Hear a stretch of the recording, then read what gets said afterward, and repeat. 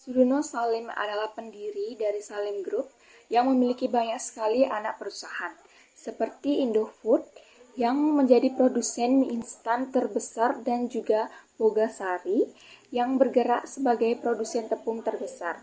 Selain itu, Salim Group juga memiliki perkebunan kelapa sawit dan konsumsi penebangan.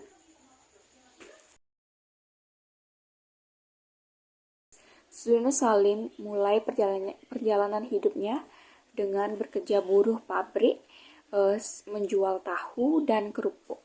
Setelah itu, beliau mencoba peruntungan dengan bisnis cengkeh dan tembakau. Percobaan tersebut ternyata membuahkan hasil karena bisnis cengkeh dan tembakaunya berkembang pesat. Bahkan beliau sempat menjadi bandar cengkeh dan tembakau di Kudus. Beliau juga memiliki bisnis sampingan sebagai pengimpor tekstil dari Shanghai. Berada di Jakarta, beliau memutuskan untuk memulai bisnis pada sektor logistik dan medis persenjataan untuk tentara. Bisnis barunya pun membuahkan hasil positif sehingga mengekspansi bisnisnya menjadi pilihan yang beliau jalani. Perjalanan kerajaan bisnis dimulai pada tahun 1969 bersama dengan Di Johar Sutanu, Sudwikanmono, dan Ibrahim. Beliau mendirikan perusahaan tepung terigu bernama PT Bogasari, yang di dalam perjalanannya menjadi perusahaan tepung terigu yang terbesar di Indonesia. Tidak berhenti di sana, bisnisnya beriring perjalanan waktu, beberapa perusahaan besar di Indonesia pun berdiri dan terus aktif, seperti PT Indosemen Tunggal Perkasa, PT Metropolitan Development, Bank Sentral Asia, BCA, dan PT Indofood Sukses Makmur.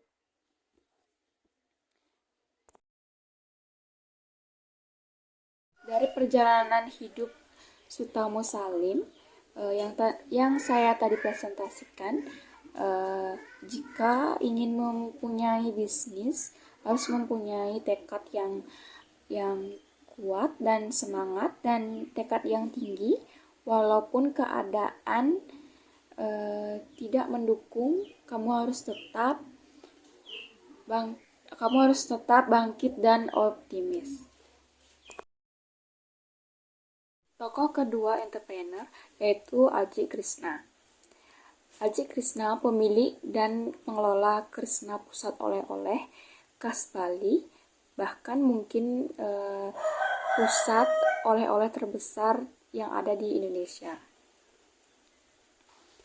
Aji Krishna pengusaha Bali, di mana berkat bisnisnya oleh-oleh yang sudah memiliki 8 cabang dan 32 outlet di Bali.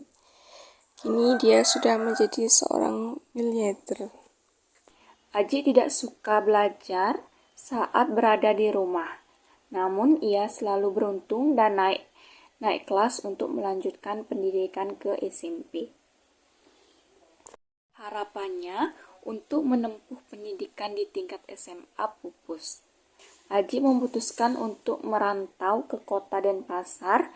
Ia memenuhi perjalanannya dengan menumpang truk hingga terminal dan melanjutkan perjalanannya dengan jalan kaki. Aji merantau tanpa memiliki cukup bekal dan rencana. Ia pun memutuskan untuk menumpang di pos satpam Hotel Rani yang ada di Sanur. Selama menumpang di pos satpam, Aji bahkan menjadi tukang cuci mobil. Di tahun 1988, Aji memutuskan untuk mencari pekerjaan baru.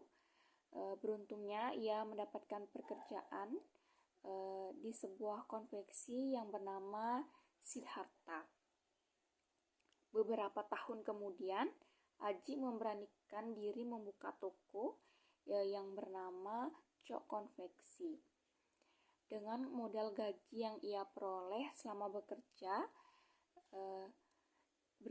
di konveksi Siddhartha, bisnis yang dijalaninya tersebut sukses di pasaran. Aji kembali memikirkan peluang. Beberapa tahun kemudian, Aji memberanikan diri membuka toko bernama Cok Konveksi dengan modal gaji yang ia peroleh bekerja di konveksi Siddhartha. Bisnis yang dijalaninya tersebut sukses di pasaran. Aji kembali memikirkan peluang bisnis lain yang berpotensi laris manis. Di tahun 2007, lahirlah Krishna Oleh-oleh khas Bali, bisnis oleh-oleh yang muncul dari ide cemerlangnya. Sejak saat itu, Krishna mulai berkembang menjadi pusat oleh-oleh terbesar di Bali. Yang saya tangkap mampu membuktikan lulusan SMP bisa menjadi sukses dan semangat, tekun dalam melakukan segala hal. Bekerja keras adalah kunci kesuksesannya. Nyoman Sukadana adalah founder sekaligus CEO kampus perhotelan dan pariwisata Elizabeth International. Coach Nyoman lahir di Banjartemen, Desa Pengelumbaran, Kecamatan Susut, Kabupaten Bangli pada tahun 1981. Ia lahir dan tumbuh di lingkungan keluarga petani. Semasa kecil, Nyoman Sukadana kerap menghabiskan waktunya bersama sang ayah di kebun. Kemampuan berbisnisnya ternyata tak lepas dari masa kanak, di mana dulu ia cukup sering membantu ibunya untuk berjualan di pasar. Di sanalah Nyoman Sukadana kerap menyaksikan bagaimana aksi pedagang obat dalam menjelaskan dagangannya. Perlahan, sense of bisnisnya pun tumbuh dan terus berkembang.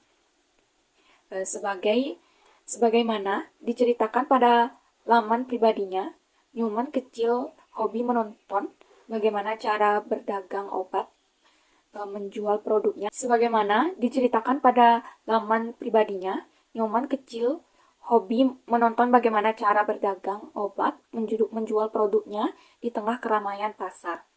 Ia merasa takjub melihat kemampuan pedagang itu yang kadang dikelilingi dengan atraksi akrobat agar calon pembelinya datang mendekat. Sejak itulah Nyoman terus belajar serta melatih dirinya, dan ia pun tumbuh menjadi pemuda yang energi dan bersahaja. Ia berhasil mendirikan Elizabeth International School pada tahun 2009 ketika masih berusia 28 tahun. Ia dikenal sebagai pendiri kampus perhotelan termuda di Indonesia. Kampus perhotelan berbasis entrepreneurship di Indonesia itu mencatat di Museum Rekor Indonesia. Selain itu, Coach Nyoman pernah menjadi ketua bidang pengembangan organisasi Asosiasi Manajemen Indonesia, ketua umum STPers, Ikatan Alumni BPLP STP Nusa Dua Bali, anggota BPPD Gianyar, dan ketua Asosiasi